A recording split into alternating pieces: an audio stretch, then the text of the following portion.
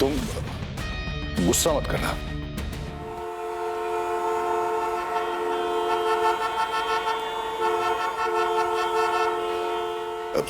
मेरी बात बस आराम से सुन लो।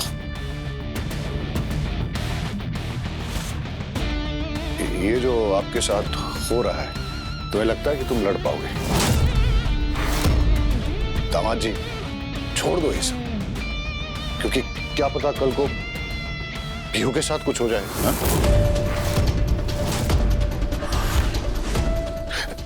तुम्हारा बेटा इस वक्त हॉस्पिटल में दम तोड़ रहा है, इसलिए सोचो और समझो। तुम्हारा मंगलसूत्र कहाँ है? हाँ शालिनी, तुम्हारा मंगलसूत्र बेच दिया है शायद। बेचा नहीं है, बेचूंगी। पैसों की जरूरत है। पैसों की जरूरत नहीं पड़ेगी, पेमेंट हो जाएगी, वो भी अभी मैं कर दूंगा। दामाद जी, आप ये जिद छोड़ दो। आप ना, मैं तो कहता हूं कि आप हमारे साथ हमारे घर चलो, वहां साथ रहेंगे, सब लोग मिलकर रहेंगे, खुश रहेंगे। वरना ये तो समझ ही गए होंगे कि कुछ भी हो सकता है, कहीं भी और कभी भी।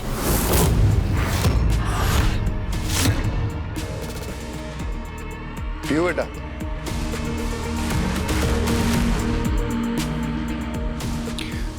बेटा, जैसे तुम एक अच्छी बेटी हो, वैसे ही तुम्हें समझाना चाहिए अपने पापा को कि उन्हें भी एक अच्छा पापा बनने की जरूरत है।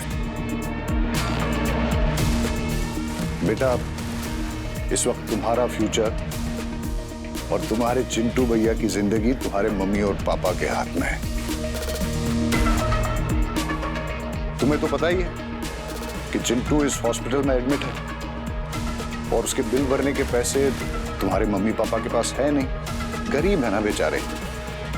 इसलिए तुम अपने पापा को समझाओ कि वो मुझसे पैसे ले ले। तुम्हें तो पता है अमानुष नाना जी बहुत ही अमीर है, बहुत सारे पैसे हैं मेरे पास, है ना? मैं तो दान भी करता रहता हूं, इसलिए अपने पापा को समझाओ। हाँ?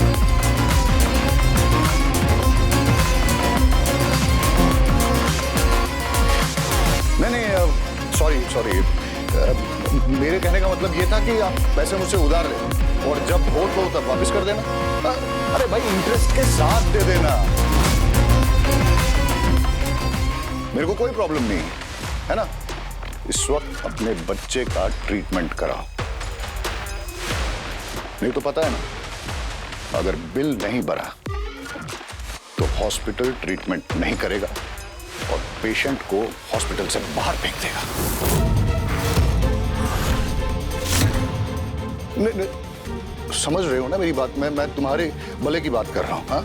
और तुम्हारे पास ज्यादा वक्त नहीं है, इसलिए तुम जल्दी सोच के डिसाइड करो ना? जान रहते हुए आपके सामने हाथ नहीं फैलाएंगे। इससे बेहतर है कि पूरे परिवार के साथ जान दे देंगे, पर पैसे आपसे नहीं लेंगे हम।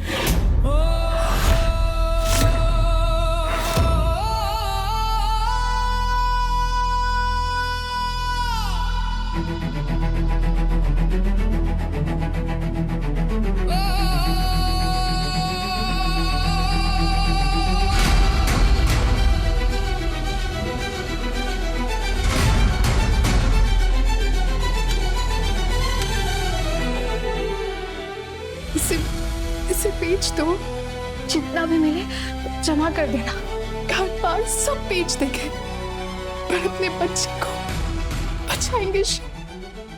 तब भी अपने बच्चों को बचा नहीं पाओगी, समझो।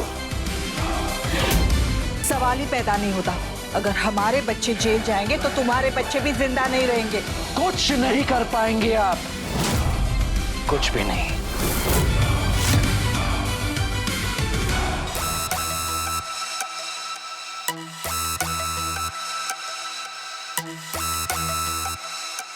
स्पेशल ब्रांच, मुझे मेरे बच्चों के लिए स्पेशल सिक्योरिटी चाहिए, बंदोबस्त कीजिए।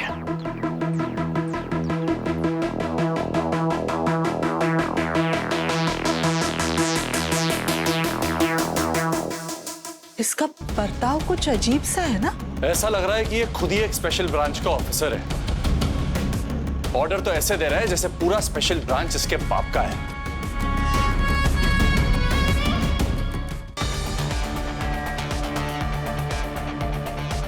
बेटा, इस वक्त तुम्हारा फ्यूचर और तुम्हारे चिंटू भैया की जिंदगी तुम्हारे मम्मी और पापा के हाथ में है। इस वक्त अपने बच्चे का ट्रीटमेंट करा, नहीं तो पता है ना, अगर बिल नहीं भरा तो हॉस्पिटल ट्रीटमेंट नहीं करेगा और पेशेंट को हॉस्पिटल से बाहर फेंक देगा।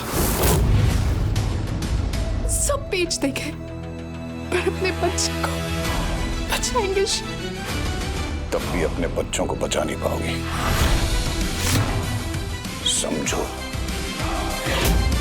सवाल ही पैदा नहीं होता। अगर हमारे बच्चे जेल जाएंगे तो तुम्हारे बच्चे भी जिंदा नहीं रहेंगे।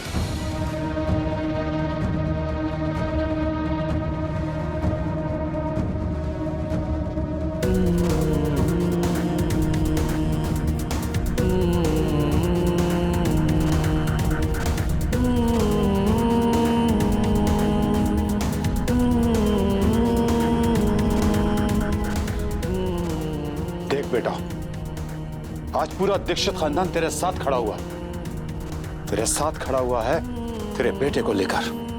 सब कितने वरिड हैं, कितने चिंतित हैं। तेरे बच्चों की नसों में भी हमारा ही खून दौड़ता है